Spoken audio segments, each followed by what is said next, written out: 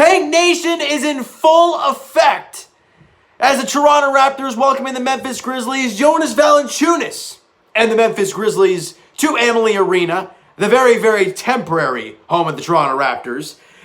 And the Raptors lose 109-99. And for Tank Nation, oh, they're feeling great right now. And you know what? I'm on board. The Raptors are virtually eliminated from the playoffs, or from the play-ins, I guess you want to call it. So really at this point, you want the best draft pick possible. And right now, the Raptors sit in that spot, that best possible draft scenario as of right now. With the loss tonight, the 109-99 loss to the Memphis Grizzlies, the Raptors dropped to 27-41 on the year. Before we even talk about this game, to start the game, no Fred, no Kyle, and no OG. The reason I said to start this game, I'll get into in a bit. First quarter, a very even ball game, 26-26 after one quarter play. No real team can get into a groove offensively. And in that second quarter, it was even worse offensively. 21-20 in favor of the Raptors. And they were up, in favor of the Grizzlies, excuse me, as the Raptors were down by 1 going into halftime. You're right there. It's a 1-point ball game. But in that third quarter, they find their offensive mojo, and the Raptors just don't. They lose that third quarter 34-26, and in the fourth quarter 28-27. And as I mentioned right off the top, they lose 109-99. The reason I ran through that quick time is because, one, a lot of Raptor fans don't really care about the wins and losses right now. They want to hear about the specific stats. Well, before we do that, Pascal Siakam, who's having an all-right night, leaves the game with a shoulder strain. How much you want to bet, Raptor fans? How much you want to bet that we do not see Pascal Siakam the rest of the season? That's just my gut feeling. You're basically eliminated. You lose again today. All these other guys are sitting with injuries. And Pascal just went down with a shoulder strain. Do not be surprised if you don't see him the rest of the year. Rodney Hood has a fractured hand. He's done for the season. So everything's just piling up for the Toronto Raptors on the negative front. But then again, if you're on Tank Nation, I guess technically it's a positive front. I don't know. You never like seeing guys getting hurt. But let's talk about the positives in a game like this.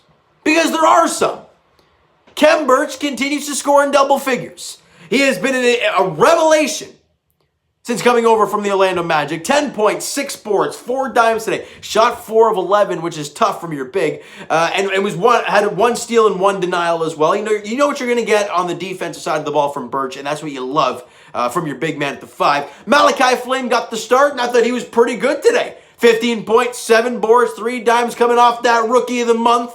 And he does a really good job there. 6 of 11 from the field and 3 of 6 from three-point range. So Raptor fans, as much as the season is a wash, you're seeing these younger players, Malachi Flynn, going out there, putting up some good digits, putting Khem Birch putting up some pretty good numbers, and Yuta Watanabe had 11 points, 4 boards, shot 4 of 8 from the field, was 3 of 5 from three-point range. And you know what you're going to get defensively from Utah every single night. So anytime you can get double figures from the guy, it's like, all right, we'll take that any day of the week from Utah. And Pascal Siakam, as I mentioned, he was having an all right game before leaving. Percentage-wise, not so much, but he had 18 points, 3 boards, 4 dimes, shot 8 of 21 from the field, and missed all 4 threes he took. When Pascal Siakam is at his best, and we've seen it lately, he is driving hard to the tin, be aggressive at the tin. And when he's starting to settle for threes, that's when he's not playing his game. That's when he's starting, because they're going to give him the look. The question for him is, though, is he just going to take that? Is he going to settle for that? And when he does, that's where Pascal Siakam is not very good. He was 0-4 from three-point range today. Gary Trent Jr., love the guy. 18 points, 6 boards, 1 dime. It looks great. But the guy shot 5 of 20 from the field. I love Gary Trent. You can definitely see the flashes of greatness. You can definitely see the flashes of Norman Powell in him. Shot 2 of 8 from 3 as well. But 5 of 20? That's awful. And another really good sign for the Toronto Raptors. Second round pick, Jalen Harris gets his kind of second opportunity to get some actual little run in this game today coming off the bench. And yet another really nice game for the young rookie. 16 points, 6 boards, 4 dimes, shot 5 of 12 from the field, knocked down 2 of 6 from three-point range.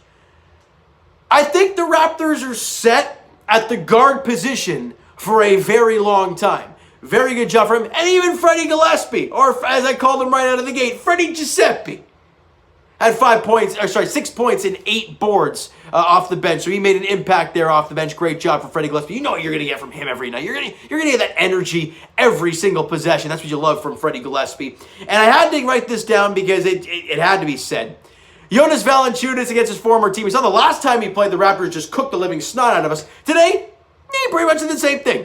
18 points, 21 rebounds for Jonas Valanciunas. So congrats to JV, and it seems like they're very close to clinching a play-in spot. So congrats to the Grizzlies for getting that far and about ready to clinch that play-in seat.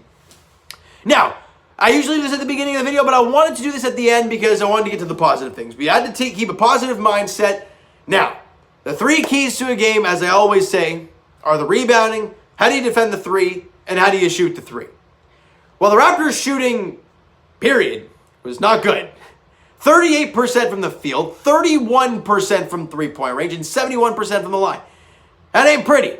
71% from the line is not terrible, but again, you shoot under 40% from 3, under 40% from the field. The odds of you winning that game are very slim. And the Grizzlies didn't shoot the ball extremely well, but they shot it better than the Raptors. 45% from the field, 33% from the three-point range. And the problem with the Raptors was they were getting all these extra shots.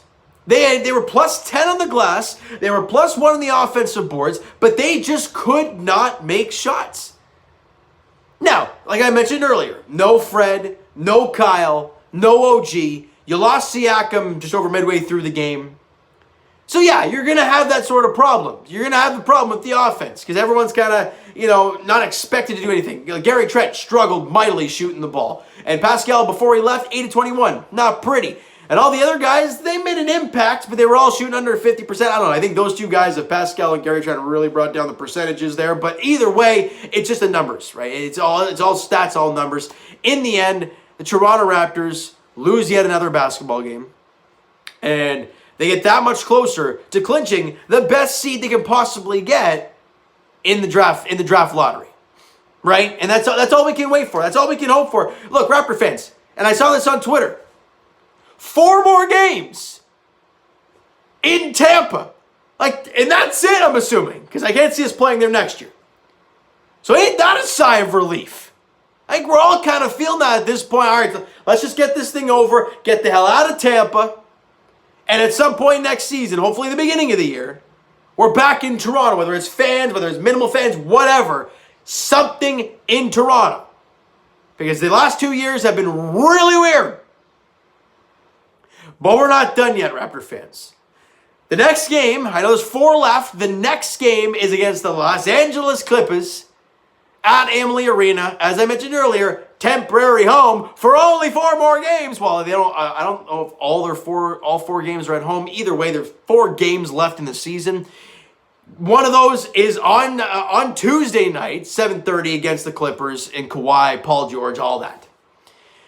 But do not be surprised if the Raptors continue to sit Fred, Kyle, OG, and with obviously Pascal having the shoulder strain today. Don't be surprised if he doesn't play.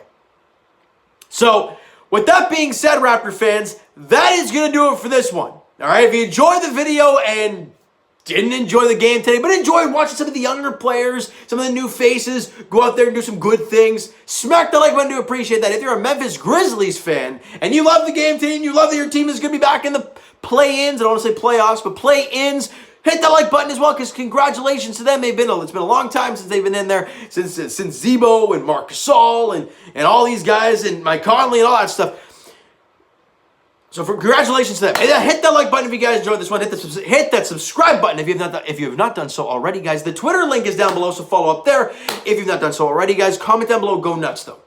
Your thoughts on the Raptors, your thoughts on the draft. Go crazy. Off-season acquisitions. I don't know. I want to hear your guys' take in the comments below. And how much are you, on a scale of 1 to 10, how excited are you to get out of Tampa? Because I think 10's even an understatement. I'm thinking at 12 right now. I don't know how you guys feel. Let me know in the comments, guys. Like I said, Twitter is down below. Follow up, send me a DM, all that great stuff. The Instagram link is down below, so follow up there if you've not done so already, guys. And I will talk to you guys, Leafs edition, very shortly as they clinch the #1 seed in the North Division with their 3-2 win over Montreal tonight. We'll talk to you guys very shortly then. And as for the Blue Jays, they get some early offense, they hang on, and they get a big shot from Marcus Semien in the 9th inning to beat the Astros 8-4 down at Minute Maid. It's still called Minute Maid Park, right? I think so. Either way, they even out that series. We'll talk about that very shortly, all right? So as for the Toronto Raptors, as I mentioned, guys, the next game, 4 games remaining, all right? One of those games is on Tuesday at Amalie Arena as they host the Los Angeles Clippers. 7:30 tip-off there, guys. Thank you so much for listening and watching. Hope you enjoyed the video. We'll talk to you guys then.